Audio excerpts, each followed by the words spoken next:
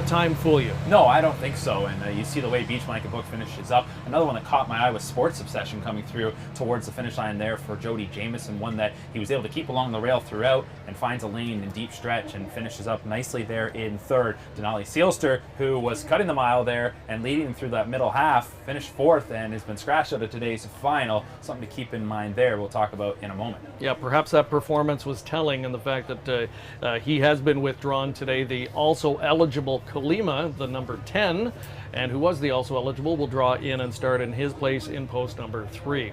We'll talk more about that in a moment, but first of all, let's have a look at that second elimination from a week ago. And this ended up being a little bit more of a two-horse race ultimately. Here in the early stages, we'll pick it up at the start where Better Be Swift was trying to show early speed. Or sorry, that was the other elimination. Aneto, the horse who would eventually get it done here, blasted out from post 2. I talked to Bob McClure earlier this afternoon, and he said it was the first time he'd really asked him for early speed, and he was quite impressed with the response he got. He gets out of there real nicely, and again, he's going to show the way. He's going to open things up with a 28-4 opener, so not very taxing, and ultimately this is going to become a two-horse showdown in this elimination where Windblown and Jay Harris are going to get things going as they come into the lane for the first time, and those two are going to hook up and they're going to battle it out. It was a very exciting finish to this elimination. You can tell now that the conditions weren't so great. The track was listed as good and a second off. There was also some wind, but this elimination will actually end up going faster than the first. So the first half, a pedestrian 58-4 by this group's standards, but the back half will be a much more speedy 57 seconds. Once again, here's Gary Guy with the description. On the inside, now racing the fourth is a Tabloid Writer, and the Amazing Sandu has gone off stride. Fifth is Better Buckle Up.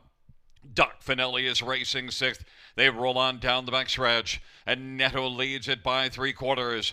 Wind blown on the outside second, not closing the gap right now as Neto looks sharp. And Neto, wind blown on the inside third, Kalima, and Tabloid Writer is on the outside. Now it is taken over third. Kalima's racing fourth, and Better Buckle Up on the outside, about to take over fourth now. 3/4, 126-4, and it is a Neto. Wind blown on the outside now has come on to within about a neck of the lead as they come on down the stretch drive. And Neto and Bob McClure on the inside. Wind blown, Jay Harris to the outside of Neto, and on the outside, wind blown, and Neto was able to hold off wind blown. Third was Better Buckle Up, and fourth was Tabloid Writer, 155-4.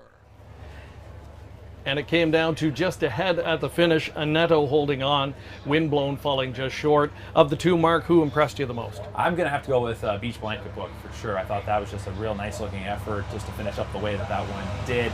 I was impressed though with Aneto fighting off Windblown like that. Showed a lot of determination. Both of them broke their maidens, our two elimination winners. So this isn't one of those editions where we've got someone coming in with that nice 3-for-3 or 4-for-4 record. I think this is a real wide open affair for the 2019 edition of the Battle of Waterloo. I would concur. And as mentioned, one of those elimination winners was Beach Blanket Book. And earlier, Jamie caught up with his trainer, Blake McIntosh. I'm here with Blake McIntosh, trainer of Beach Blanket Book, leaving from post 4 today, but let's rewind, go back to last week. Raced well in the elimination, got the first win of the year. Was it nice to kind of get that off his back? Yeah, it was nice to get it off back. You know, like, we were a little disappointed with him his last gold start. I thought he should have won that, and for him to bounce back and come the way he did, I was really happy. How have you seen this colt improve over the summer? Yeah, I think so. I think he's getting to where we want him, and you know, we thought he was a good colt training down. He was in the top set all winter, and we really liked him. James McDonald clicked well last week, back on the bike today, leaving from post 4, like I said. How do you kind of foresee this race setting up today? I don't know. That's up to James. You know, I tried to get Dave Miller to come up, but you know, I guess we'll stick with James for the day. Just joking, James. But yeah, you know, like, that's up to James. We'll see what happens when the wings fold. You never know, because there's some guys that want to leave on the inside, and you know, I'm confident in my colt. He'll get a good trip, and he'll be right there at the end. Seeming to race from behind, and it's working for him. Yeah, I think he can race on the front too if we wanted to put him there, but you know, he hasn't been getting that aggressive of a drive, or you know, he'll be right there. He's a nice colt. Congratulations on making the final, and good luck today. Thanks, Jamie.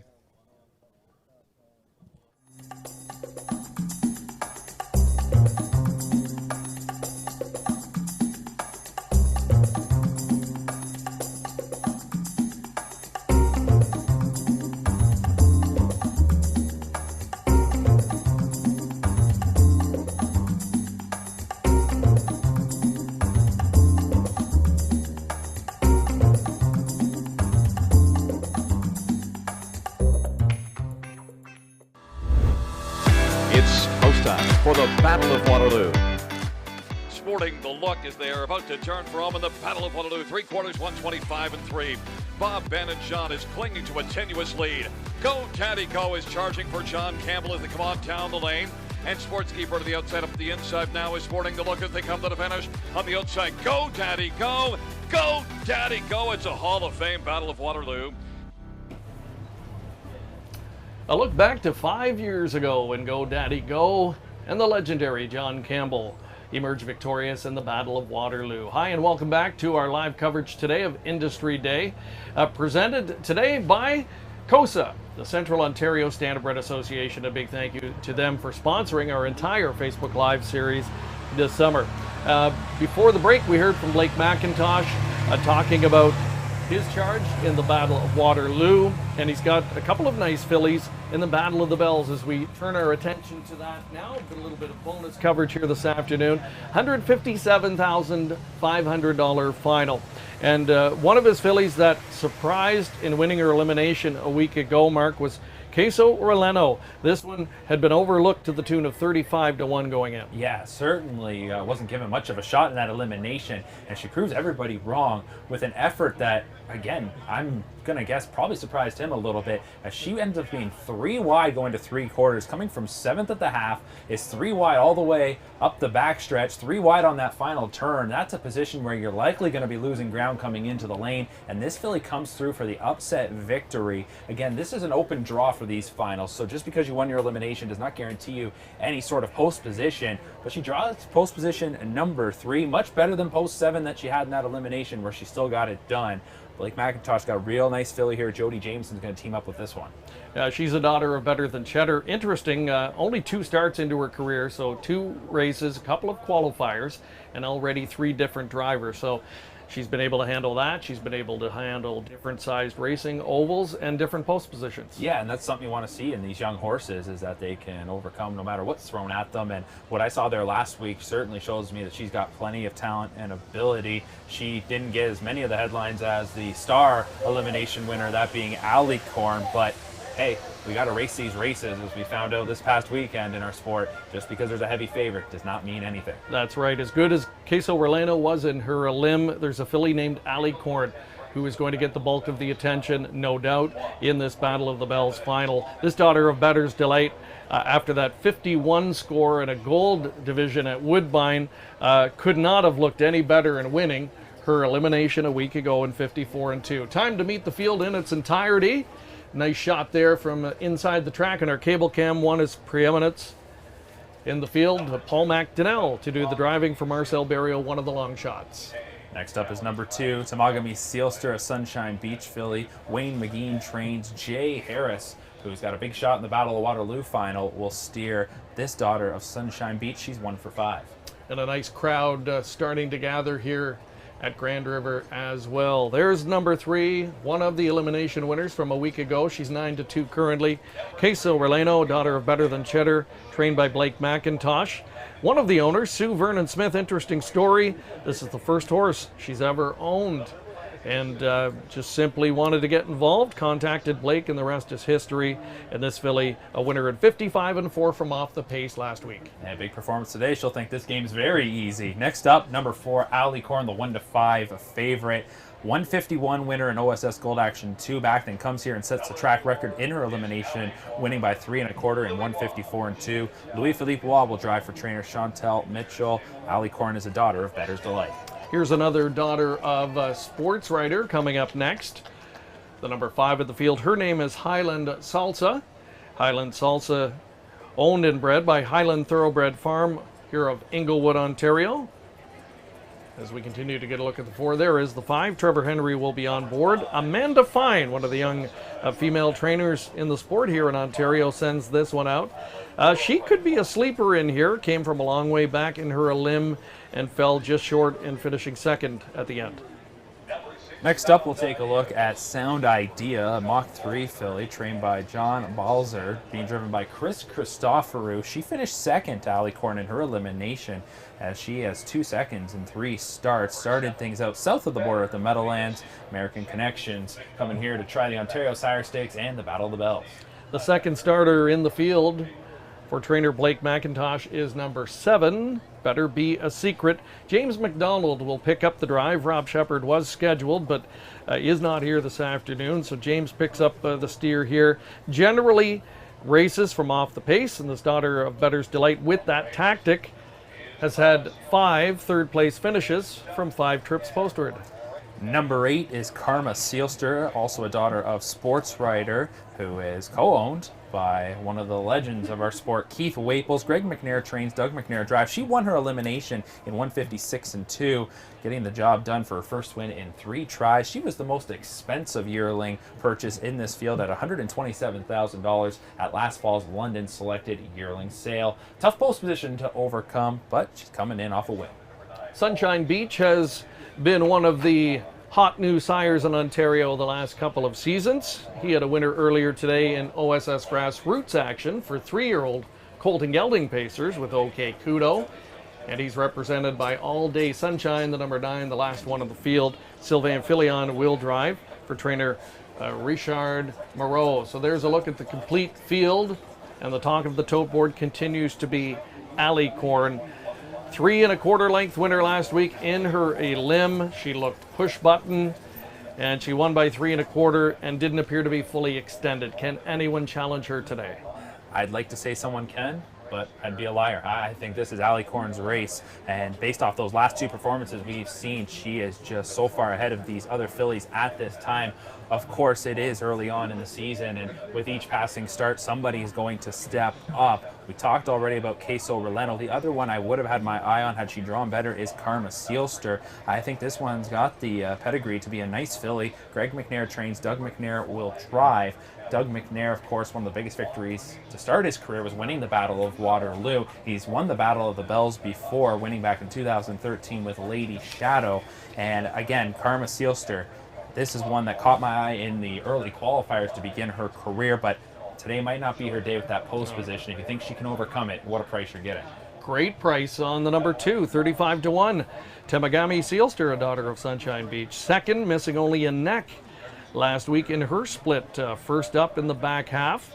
And she has done little wrong this season. 4 on the board finishes, including a victory and 5 starts. And the same connection, same trainer Wayne McGean, who won last year's Battle of Waterloo. Yeah, nice to make all those connections come through. It's nice to find connections that have had success on this day, and that's an angle that you can take.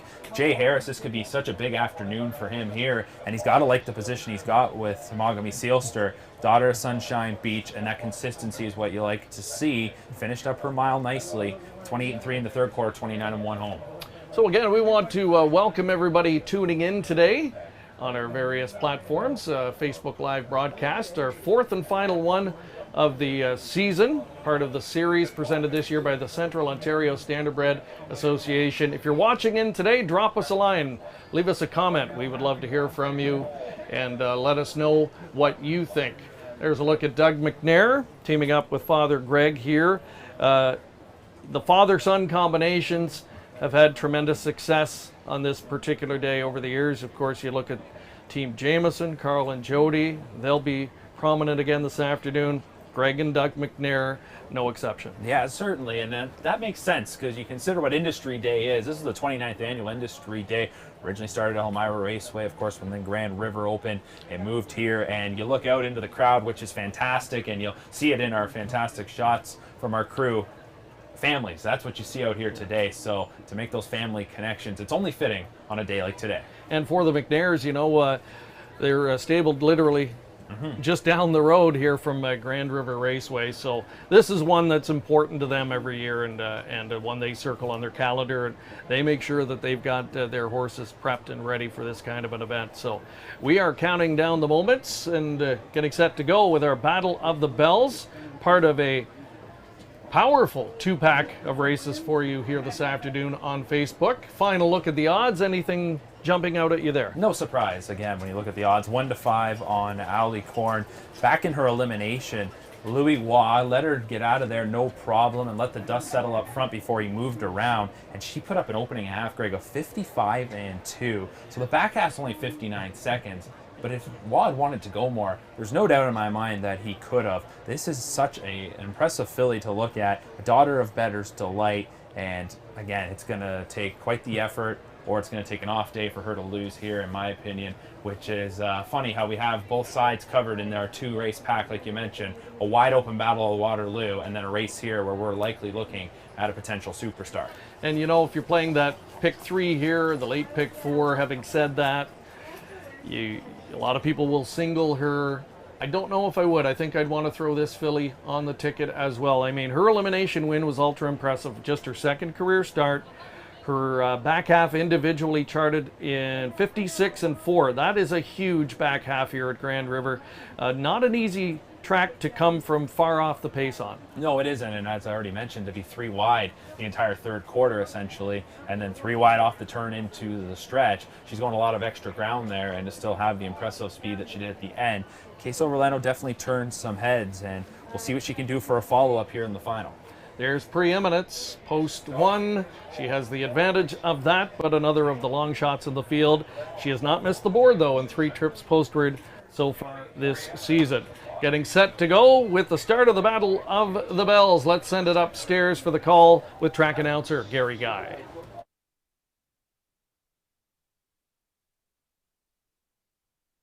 The second tier, all-day sunshine. Field of 9, the 10th race, the Battle of the Bells final. They're in the stretch, gathering speed, approaching the start. And they're at the start of the rough. COSA leaves well. Preeminence has made a break in stride. Sound Idea. Karma Sealster is going to leave from the outside.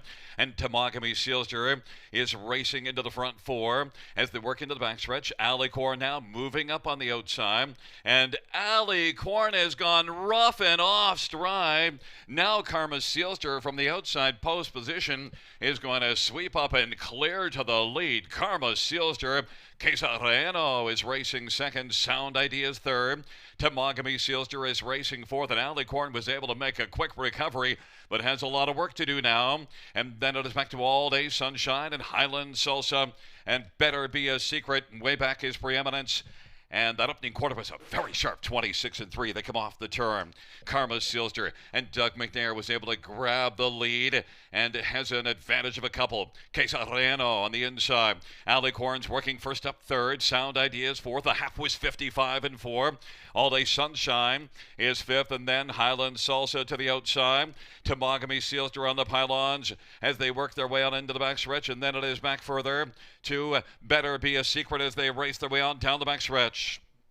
And it is Karma Sealster. Karma Sealster still with the front. Karma Sealster, Alicorn now is moved to within a length and a quarter of lead, but might have flattened out a little bit. Highland Salsa's out there 3 wide, and COSA on the inside is getting the trip on the back of Karma Sealster as they turn from, and Sound Idea is racing fifth, and Tamagami Sealster now is joining the Fredos out there 3 wide, 3/4, 125-1, and it is Karma Sealster. Alicorn hasn't thrown in the towel and is still digging, and here comes Tamagami Sealster on the outside, but it is a strong Karma Sealster to the finish with Alicorn. Karma Sealster wins it. Alicorn was second. Then it was Tamagami Sealster and Sound Idea. Karma Sealster takes the Battle of the Bells in 154-4. Well, what a shocker there. Certainly did not expect to see that miscue from Alicorn in the early stages. And that left the door open for others, and Doug McNair takes full advantage with Karma Sealster.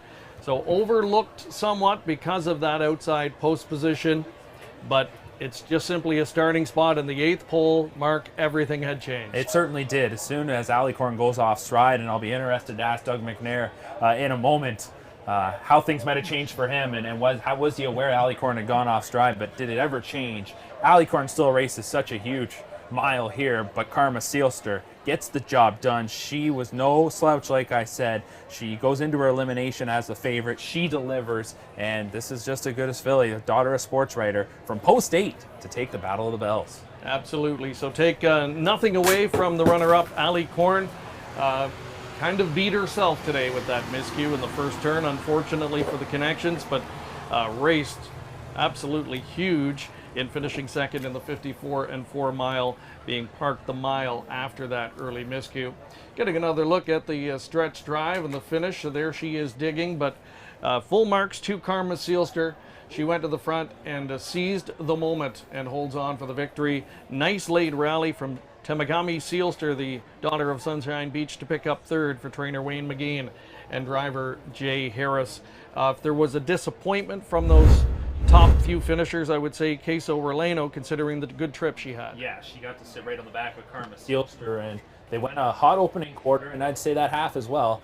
It's a 29 and 1 second quarter, but for these fillies to get to the half in 55 and 4, again, that's solid speed. But COSA Releno, after the performance she turned in her elimination, you have to think she was licking her chops, and Jameson had to have thought he was going to have a big chance there, and it ends up not delivering for COSA Releno in the lane, as Karma Seelster will go the distance and holds off Alicorn for the victory. Should note the inquiry sign has been posted. I would imagine this will be the judges taking a look at the break made by Alicorn, see if she lost ground, because next thing you know, she was back in the mix. And coming to the half, Greg, I still thought Alicorn was in a position that she was going to win this race. I agree, and even at the top of the stretch, she wasn't going away, and you thought she might get there. And if she had, boy, it would have been certainly one of the most memorable Battle of the Bells victories ever. But nonetheless, it is an historic event. It's the second time that Team McNair has captured this event. They won back in 2013 with Lady Shadow. A 155 and 4 victory on that afternoon. Today, 1 full second faster, 154 and 4, and doing it from the outside post position. For those multi-leg wager players this afternoon that had Karma Seelster, good luck in the last leg, because you're now set up for a big payout. Yeah, you certainly are. You get those upsets, and we talked about it. As much as we said Alicorn probably shouldn't lose this race, if she doesn't make that break, does she win? There's no doubt in my mind. I think she still is something special, but you have to have these races contested for that reason. And for a horse from the 8-hole, nonetheless, probably some might have just pitched based on that alone. To get it done, very impressive performance from Karma Seelster.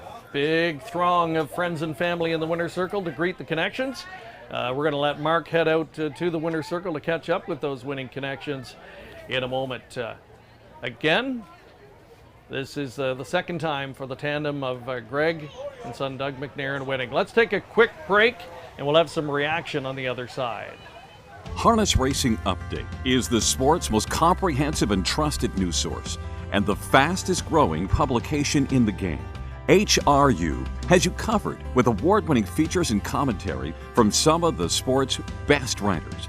Stellar photography, race news, results, entries, handicapping, and video replays. The industry's most comprehensive sales results, and Harness Racing's best reader feedback section. And it's all delivered free of charge to your email box multiple times each week. See why HRU is the most trusted news source of the sport's most important people from all facets of the industry. Subscribe today for free. To subscribe, just go to harnessracingupdate.com and then click subscribe for free. It's post time for the Battle of Waterloo. 126 and 4, and in his sports column, Aston Hill Dave still looks strong in the pocket. Classic Pro now is starting to back away a bit on the inside. Happy Trio has claimed third on down the stretch drive in the Battle of Waterloo. Sports column is digging in sharply. No urging required. Sports column's going to win.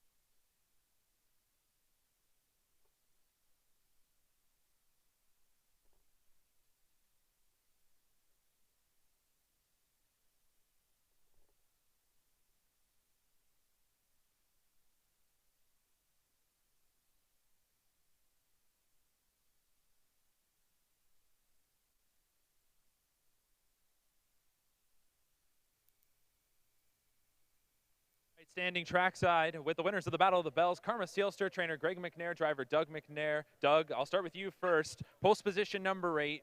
Going into this race, what were your thoughts, first of all, with your starting spot? And when we go into that first turn and Alicorn goes off stride, were you aware, and how did it change things for you? Yeah, you know, I kind of had a bit of an idea. You know, we made the lead, and that was a pretty good quarter. But as soon as we made the lead, I didn't hear anybody coming. It went too fast. You know, I figured Louis just flipped her back to the front going to the half. But, I mean, he just come real nice and slow. I don't think he was getting around the turns too handy. Talk about at the top of the stretch. He's on your outside. How did your filly feel? Yeah, I could hear Louis talking his pretty good at the 3/4 pole. So I knew he was his was going to be getting as tired as mine was, and we just outlasted him. So, I mean, it's great to win one for Keith. Always a special day at Industry Day, and I know this one means a lot to you to get back here and get this victory. Yeah, you know, I haven't been to the Win Circle of one of these races in a few years, but I mean, I remember when I was 18 years old standing here, and it just felt like yesterday. Time flies. It's great to be here. All right, well, congratulations. Thanks, Mark.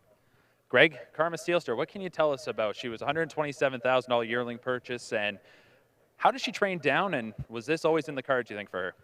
No, not for a while. So we had a little trouble a few times there with her gait this winter, but she's really come along since she got back to Canada.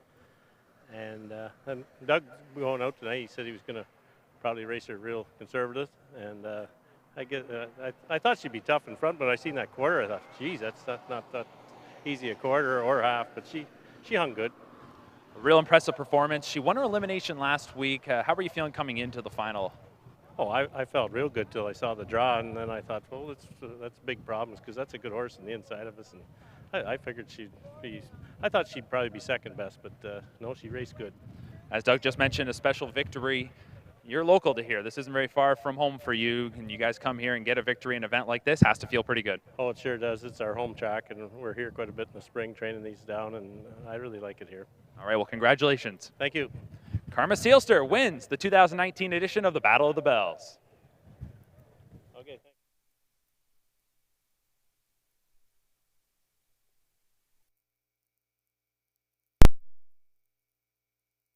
Here are the mutual prices for race number 10. Number 8, Karma Sealster, $56.90. 820 and 540.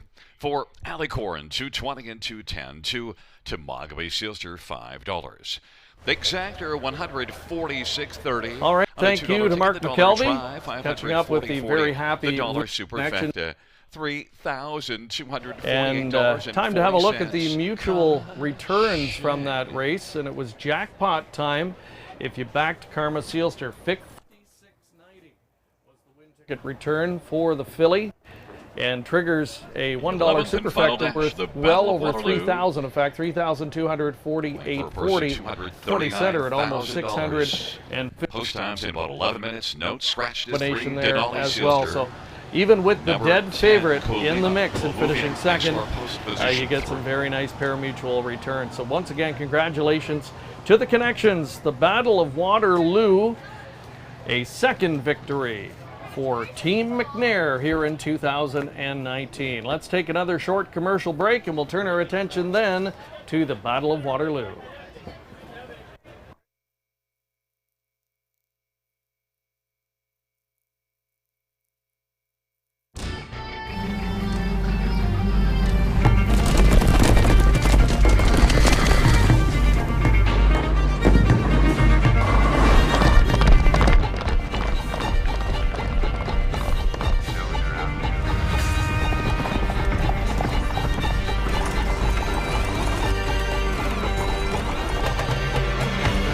The routine. Start today at OntarioRacing.com. It's post time for the Battle of Waterloo. Along to the inside, Future Million. Center of the track is Western Thorn. As they're about to turn pro, it's Reynolds looming. It is out there 3 wide, but still has work to do. Stonebridge Tonic down to the inside. On down the stretch drive they come. Well, there you go, and Randy Waples is pulling away. Well, there you go. The first win for the Kamluk sire. Well, there you go. Takes it and wins it by 3.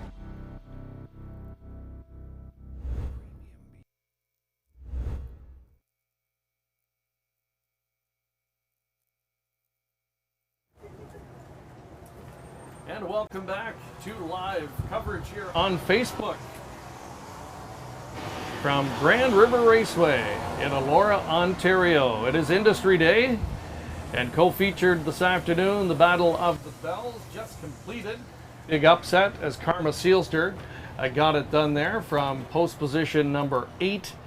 And of course, the main event still to come. It is the Battle of Waterloo, $239,000 on the line in race number 11. So we're going to get a look at the field page for that in just a moment. But maybe a quick look back at the Battle of the Bells, Mark, and your thoughts on what transpired. We didn't see it going in. No, we certainly didn't. And if Alicorn doesn't make a break, it's definitely a different race. That being said, Karma Seelster was very large here today, and for her to turn in that performance from post 8 mid-race, I said to you, I don't know what Karma Seelster's going to have left after that hot opening quarter, and you heard Doug McNair say it in his post-race interview. You know, it was a big quarter, and he had to wonder what was going to be left for his filly, but she showed plenty of heart and gets the victory well earned here this afternoon. And, you know, the big storyline will be Alicorn beating herself, and that might overshadow what some of the other fillies did. Of course, the winner getting it done impressively, and even the third place finisher, I thought, finished up with a lot in the end. Yeah, certainly did. And you know, you go back Here to is the Karma 10th race Seelster, over it's finish 3 wide and a few lengths off 9-3-5, coming into the lane, and still battles in there to get a good chunk of that purse. A purse that we were going for this afternoon, $157,500. So good performances all around. The follow-ups will be interesting to see what comes out of this. Okay, so as mentioned, both the Battle of the Bells and Battle of Waterloo, a part of Industry Day, an event that has become one of the most important annually on the Ontario racing calendar. And here's a feature with a look back on how it all got started.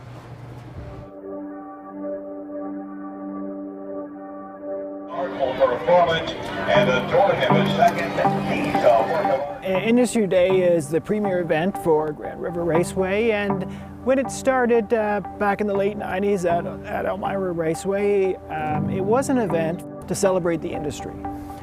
So it was really an event for the participants to celebrate what they do, and for the racing fans to celebrate along with them. What is really the key part of the event, of course, is the 2-year-old races for pacers that we run.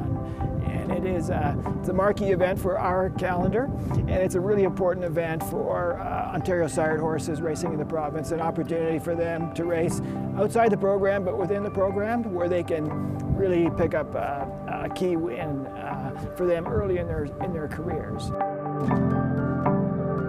It is an opportunity to see the future stars, and it does really coincide well with the whole celebration of the industry that we've always done here at Grand River Raceway for Industry Day. Now 29 years strong, Industry Day is heralded as one of Canada's premier summertime events. A holiday Monday afternoon celebrating the sweet nuances of harness racing, friendships, family, a love of horses, and big stage achievements splashed across the canvas of small track charm. By 1995, Industry Day was gaining momentum with each passing year. Its architect, Dr. Ted Clark, decided it needed a crown jewel. So in 1998, the $200,000 Battle of Waterloo was born. 11 years later, the battle was joined by its female twin, the Battle of the Bells. Ted developed both races in consultation with local horse people. This spirit of kinship and cooperation was reflective not only of Industry Day itself, but of Ted's own leadership philosophy. Whatever the stakes, the greater good and the health of the industry was the priority. Achieving consensus and overcoming adversity never called for raised voices, never required flared tempers, but rather an open mind and candid conversation. Ted's strong and steady leadership established Grand River Raceway's reputation as an award-winning racing and entertainment destination, and Industry Day continued to represent the deep affection for harness racing held by both Ted and the Grand River team. During the 24th edition of Industry Day in 2014, Ted was honored by staff, guests, and horse people for his upcoming induction into the Canadian Horse Racing Hall of Fame. The honor capped a career highlighted by innovation and cooperation spent in the pursuit of the common good for horse racing. In 2017, Ted announced his upcoming retirement and celebrated his final Industry Day. It was, he said, a bittersweet afternoon. Ted passed away in April 2019. Elmira Raceway, Grand River Raceway, and Industry Day The event that united these two tracks and two eras were his passion projects. This year, now in its 29th edition, Industry Day pays homage once again to Dr. Ted Clark, dedicated caretaker of the event, both of the tracks that hosted it, and the horses and people that it celebrates.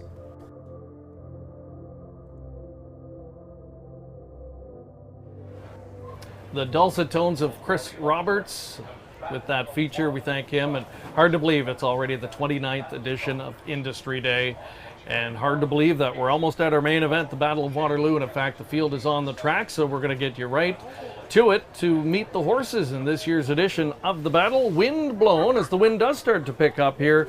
Very good second last week for trainer Tisha Symes, makes her Battle of Waterloo debut. Jay Harris doing the driving, and they get blessed with post 1. Post position number 2 will be Better Buckle Up, a Better's Delight colt who's owned by Millar Farms, trained by Eric Adams. Louis-Philippe Waugh will drive. He'll look to rebound after that miscue with the favorite in the Battle of the Bells. 1 for 4. This one was third in his elimination. The number 3 was scratched. That was Denali Sealster. So next is 4 Beach Blanket Book, James McDonald teaming up with trainer Blake McIntosh. That duo has had much success in the last couple of seasons here in Ontario. This guy was an impressive off-the-pace elimination winner last week. That was his first victory in 4 on the season. Could it be another father-son duo winning a big event here on Industry Day? Sports Obsession goes for the Jamesons. Trainer Carl Jameson, driver Jody Jameson, a sports writer colt who finished a nice closing third in his elimination. 1 for 4 on the season. And they have been the winningest combination in the history of the Battle of Waterloo. Here's one of the long shots in the field, a son of Better Than Cheddar from the Scott McNiven stable, who operates down toward the London area. Don Douglas, his longtime owner from Ingersoll, teams up with driver Trevor Henry. Number 7 is Better Be Swift. Sylvain Filion will drive for trainer Scott McEnany. We'll get a look at that one in a moment. A Better's Delight colt, Better Be Swift, was the early leader in his elimination, ultimately finished second, beat half a length by Beach Blanket Book. He's 1 for 3, has finished in the top 2 in all 3 of his outings. And as mentioned, Sylvain Filion will steer. Son of Better's Delight, and that stallion still continues to amaze. One of the very best in the history of harness racing, and this guy has not been worse than second in those 3 starts postward this season. Tabloid Writer is the number 8 in the field. Team by Erjan here. Brothers Ben and Mario by Erjan team up with this one. For longtime owner Richard Berthiaume of Quebec, just 2 starts coming in here. 1 in the debut at Woodbine in a grassroots event, and was a solid 4th last week in his elimination. Post position number 9, that's the second tier, and that's where you'll find elimination winner Anetto, a Better's Delight colt owned by Sonerco Ventures, trained by Tim Gillespie. Bob McClure, who won the Hambletonian on Saturday afternoon, will steer Anetto, who broke his maiden with that 155-4 elimination score. And the McNairs teamed up for a shocker moments ago in the Battle of the Bells final. They'll try and do it here with a long shot Colima, who's going to draw in today from the also eligible list with the scratch of Denali Sealster. He's a son of First Crop Stallion he's watching, and owned by the Bloomingwood Farms Limited here of Ontario. He was 6th, placed 5th in his elimination, and only 3 starts into his young career. So that is the field. We're just moments away from this year's Battle of Waterloo final. While we have a moment, we're going to check in, I believe, one more time with Jamie McDonald. She caught up with a special guest earlier this afternoon. Ready? Jay Harris joins us now from just outside the paddock, driving the 1 Wind Blowin' for Tisha Symes. Jay, elimination was so strong last week, got beat by just a head. Kind of how did that race pan out for you? I got him away in a bad spot, actually. I got him away in the 4-hole. The track was a little muddy. It rained quite a bit just before his race, so I was a little worried getting away 4th, but the horse has come around big time, and he's always got a hold of you. So, like, I just come first up, and I just let him pull me around. In the last turn, we gave him his head, and we asked him for some down the lane, and he actually responded really good. With the rail this afternoon, it can kind of help or hinder with a 2-year-old on these tight turns on the half-mile track. What do you think? What are your thoughts today on the rail? Personally, I think we got him rigged up perfect right now. I don't think it's going to hurt me that much. When he first got here, he made a break leaving. He had like a 63-inch hobble on him. We tightened everything up, and I think he should be pretty bomb-proof off the rail. Yeah, he did come from the East Coast earlier this year. Like you said, rough start to the beginning of the summer here in Ontario, but it looks like he's coming into his own now. Yeah, he's actually really good right now. I think he should have come up 2 weeks earlier, just get stretched out, go some speed. He didn't have any speed miles into him, and now that he's learned some speed, he's come right around. We just had to tighten everything up, and he's a complete professional now. Congratulations on making the final, and good luck this afternoon. Thank you very much, Jamie. All right, thank you very much, Jamie and Jay Harris. So some good information there. They feel that they've made some equipment changes, and that's the thing with a 2-year-old, right? A youngster, a newcomer into Tisha's barn, that they had to get used to him and learn a little bit about him. So if they've got him a little bit better here today, look out from post 1. Yeah, draws that coveted rail starting spot. So I think wind blown off that performance in the elimination, where he doesn't get by a Neto at the line, but he's right there with them, and he had to grind away. He's got a huge shot here this afternoon. It's post 1 for wind blown, post 9, second tier for a Neto. There's one that little information we picked up here this afternoon is that the connection said this is one that wasn't 100% last week in his elimination, and he still got the victory, acting much more like himself today. So for those who are back in number 9, the Neto, 4-1, I think a real nice price on that elimination winner. An eye-catching son of Better's Delight, who, yes, if that indeed was the case, that could be bad news for the competition. I know Bob McClure not ecstatic to have the trailing post with him today. Would have loved to have been on the gate, especially after showing that gate speed last week. But hey, Bob McClure knows his way to the winner's circle. Of course, he had a big win this past Saturday. You and I were both there and had a chance to witness that. A big moment once again for Canada. And again, we should congratulate Bob on that Hamiltonian victory, which was a surprise. Oh, it was certainly a surprise to see anybody take down Green Shoe.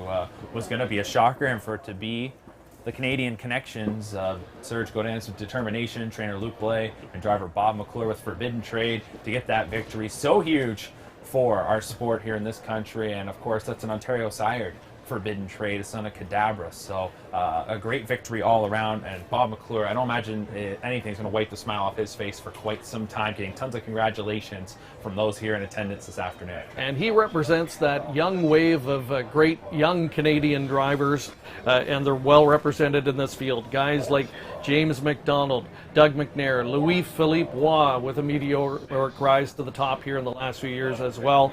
But you still have some of the Battle of Waterloo veterans in here, like Jody Jamieson, who's had such a great record, and Trevor Henry. So you've got the best of the best here this afternoon. You certainly do, and I like that you bring up Jody Jamieson, because if I'm going to give out my selection, and now's probably the time, I'm backing Sports Obsession here, and you're getting 8-1. This is a son of sports writer who won his debut and then competed in the OSS Gold, back-to-back events where they blasted him from a post 9 spot, and ultimately, after racing up near the front, he's going to end up 5th. The next time he's got post 10 and he's never in it. Last week in his elimination, I thought Jody Jamieson gave him a perfect steer to set him up here for today, where he stays along the rail, and at the end of the mile, he's going to finish up nicely, paces strong through the line.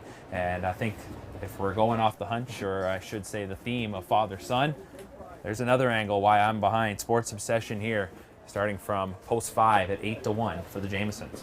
And you've got the father-son tandem as well of Greg and Doug McNair in here. So an interesting subplot, if you will, in this year's Battle of Waterloo. And in speaking of how wide open we think the race is, you've gone away from the expected couple of top choices in here, and I've done the same. Number 2, Better Buckle Up's the one I go to. Major post relief here. He started from the 6th spot in his elimination. He closed well from off the pace into the elimination, which featured that fast final half. So I thought he overcame a lot to be a very good third. The 2 winners, or the top 2 finishers on that occasion, got away on the rest, and he finished up with lots of pace. And the switch inside, watch for him to potentially be a factor as well. It's going to be a fantastic edition of the Battle of Waterloo. Ontario sired 2-year-olds. This has always been a race that has allowed someone to step up into stardom, and even those that haven't won it have gone on to have great success. Last year we saw a thrilling edition with Bronx Sealster coming through. I'm expecting much of the same here in this race, because again, like we just talked about, we're going separate directions. You've got a favorite from the rail that we aren't backing, but many are. This looks like it's going to be a fantastic race And let's just hope it lives up to the hype. This is the time when anticipation is always highest. They're moving in behind the starting gate. It's a field of 9 for the 2019 edition of the Battle of Waterloo. And one more time, let's go upstairs to Gary Guy.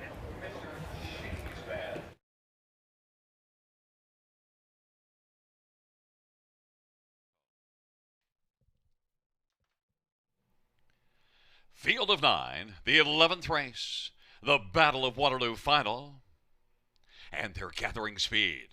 Field for the Battle of Waterloo is at the start of the rough. Sports Obsession, wind blown down to the inside. Better buckle up, and a Netto gets out nicely from the second tier to race into the front 4. Beach Blanket Book is on the inside and is racing fifth. And then it is back to Colima and Mr. Cheeseman. The trailing pair, Better Be Swift and Tabloid Writer. Wind Blown's got the lead. Better buckle up on the outside, still parked, and racing third is a Netto. Then it's a gap of about 4. Beach Blanket Book and another 4. Back to Sports Obsession. Then it is Colima. And for the back we go to Better Be Swift. On the inside, Mr. Cheeseman. And to the outside, Tabloid Writer is trailing the field. Windblown and Better Buckle Up. They are dueling hard. 26-2 as the opening quarter. And the field comes off the turn. And Netto is sitting right there on the inside, racing third as they come to the half, and now is second. Backing away a little bit is Better Buckle Up, is now grabbing third. Beach Blanket Book, and on the outside, Better Buckle Up. And those two are hooked to Better Buckle Up. And Beach Blanket Book hooked wheels, and now those two are back trailing the field. 54-2 is the halftime as they work their way on into the back stretch. Windblown still has the lead. It is Windblown. And now to the outside, Sports Obsession is bursting onto the scene. Windblown, Sports Obsession, and Double J. And a Netto is racing position third as they hustle on towards three quarters off that 54-2 half. Sports Obsession leads it. Advantage is a length and a half right now. Windblown is second. Sports Obsession now leads by 2 in the Battle of Waterloo finals. They turn for home. Windblown is second, and Netto is third, then Better Be Swift and Mr. Cheeseman.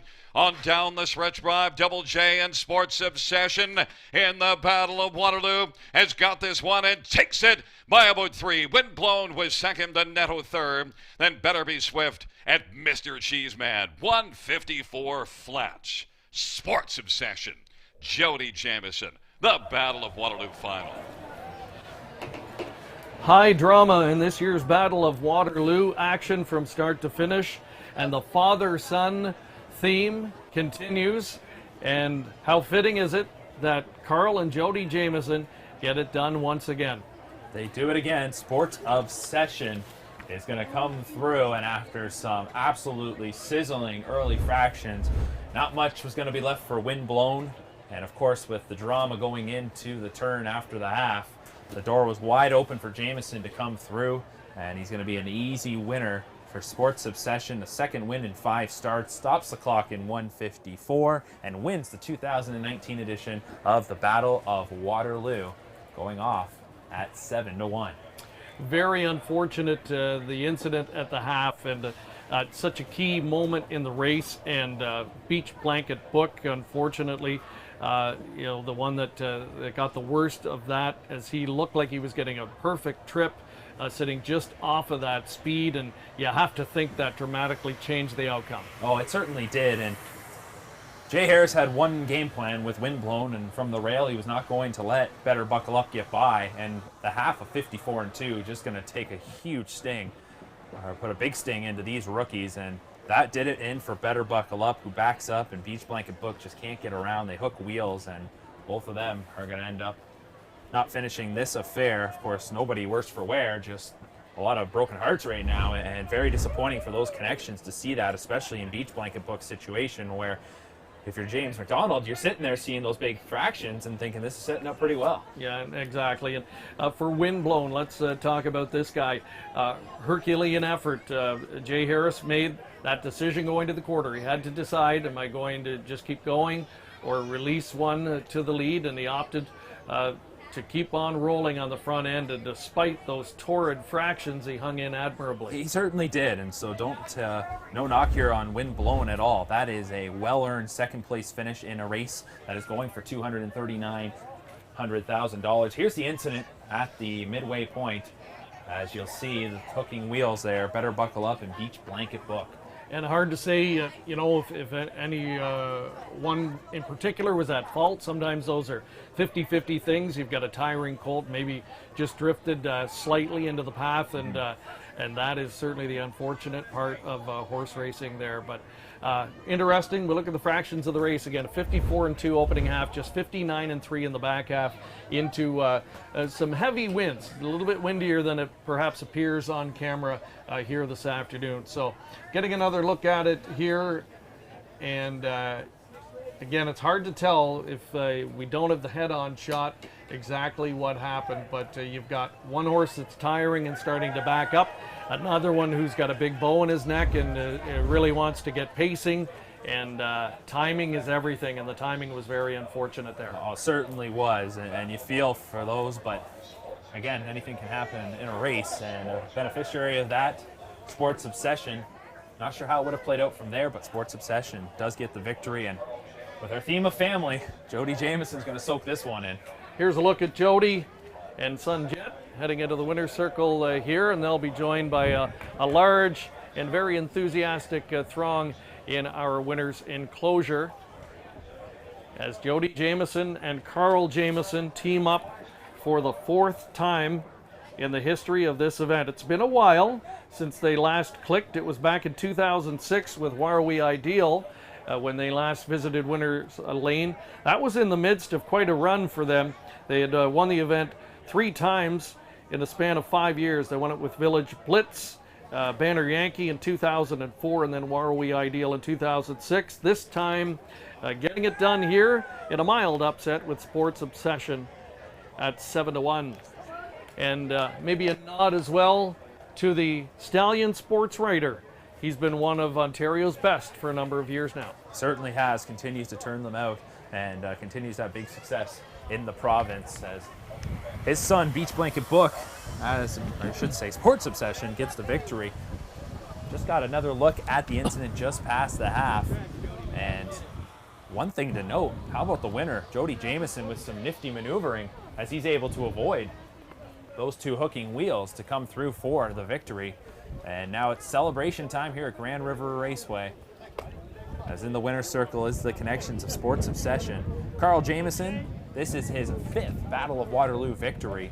As mentioned by Greg, 4th time that Carl and Jody are going to team up. But Carl had a win of his own as a driver, trainer in 2000 with CT Rocket, winning in 2 minutes the last time that the Battle of Waterloo went 2 minutes.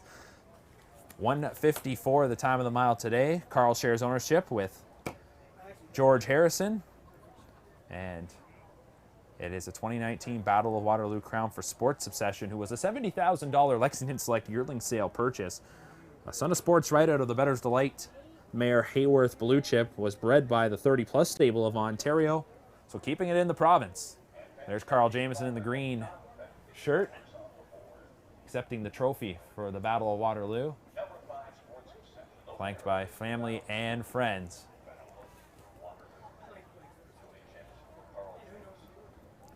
Waiting for the race to go official as the judges were taking a look at the incident just past the half.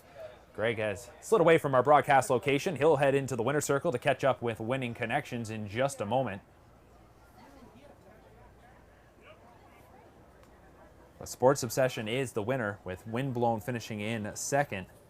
7-1 the final price on Sports Obsession, and I was very impressed by how he finished up his mile in his elimination.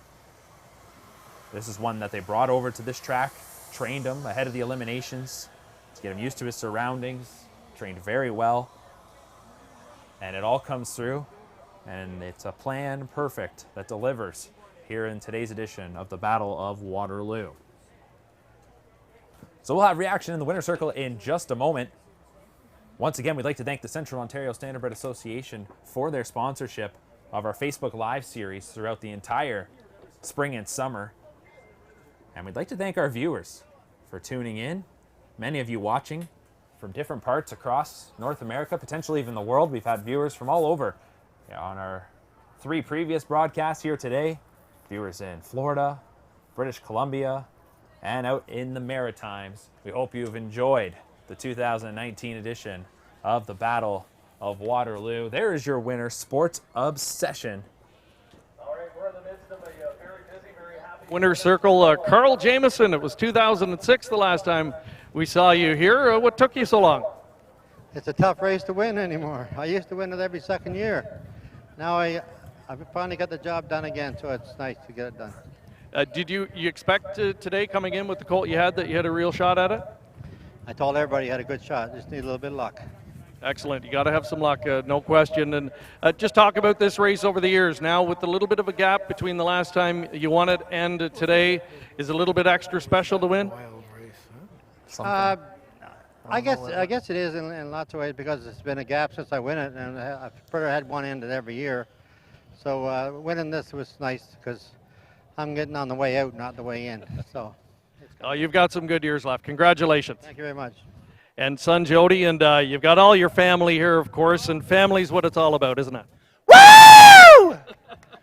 Pretty pumped, Greg. This is awesome. 2019, and Dad and I did it again. And if it wasn't for him, we wouldn't be standing here at any time. But it just feels great. I told you there might be a special omen today, us hooking back up again in the Battle of Waterloo after the victories in the past. So it just feels great.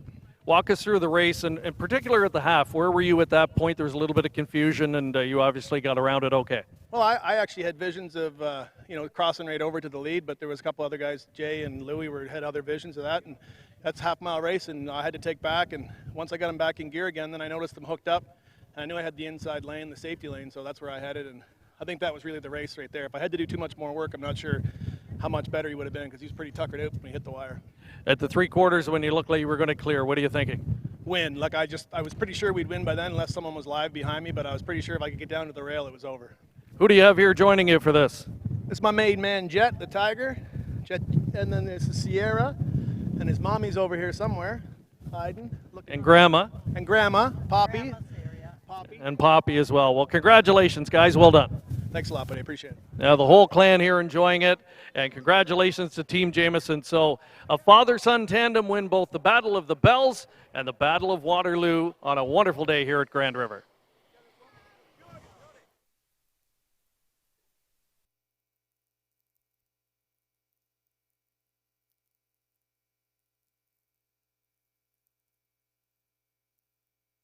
Here are the mutual prices. Race 11. Number 5, Sports Obsession, 1730, 760, and 510. 1, Wind Blown, pays 410, 340. All right, the Battle of Waterloo final is official. 5197, your top 4. There are the payouts, a 1730, the $2 win price on Sports Obsession here in this year's edition of the Battle of Waterloo. So lots of good returns in our 2 main events here today. Yeah, it's incredible. You saw the reaction there. Very authentic Winter Circle reaction today. You get used to it, and I think Jody alluded to the fact, and Carl, that you kind of were expecting to win this race for a few years. You came in and it maybe got a little bit routine for them, and when you go a few years between, boy, it's a lot more special. Oh, it certainly is, and you could tell just how good this one feels, and you can see it. The looks on all the faces there, and for Jody to be able to celebrate this one, of course, he's got 2 of his young children there with him. What a good feeling that's got to be for him, and to get back to the Winner's Circle in an event that probably helped propel his career at one point. Great picture there of what really Industry Day is all about. Family, youngsters, and exposing them to the sport. And Jody's children are going to be involved in some way, shape, or form. And there they are, the champions, hoisting the trophy. Once again this year, Double J and Father Carl victorious, this time with Sports Obsession. So that is going to do it for this afternoon. And again, we want to send out a big thank you to the Central Ontario Standardbred Association, COSA, for sponsorship of this 4-race series this year on Facebook. It's been a lot of fun. Oh, it was a great blast, right from our first event at Flamborough with the Confederation Cup to the Camelot Classic to Legends Day, and now here at the Battle of Waterloo. It's been a lot of fun, and it's been a joy to bring these to you, especially for some of you, maybe not in Ontario or who are unable to get out to these great events. We hope you've enjoyed this coverage and you've seen what Ontario racing is all about, and I think today really summed it up. Yeah, a lot of fun to be on the Facebook platform. It's a little bit more casual and relaxed for us, and we kind of wing it a little bit, but you know, that's what social media is about, and it's a lot of fun, and it's great to be able to bring these races to you. Want to thank Jamie McDonald, who has done a wonderful job for us with our paddock coverage all season long as well, and of course Curtis McDonald, brother Lloyd, and all the gang at Cujo Entertainment for a great job this year as well. We hope you have enjoyed it, and hopefully we'll be back with you next year covering these same races. Until then, so long from Industry Day at Grand River Raceway.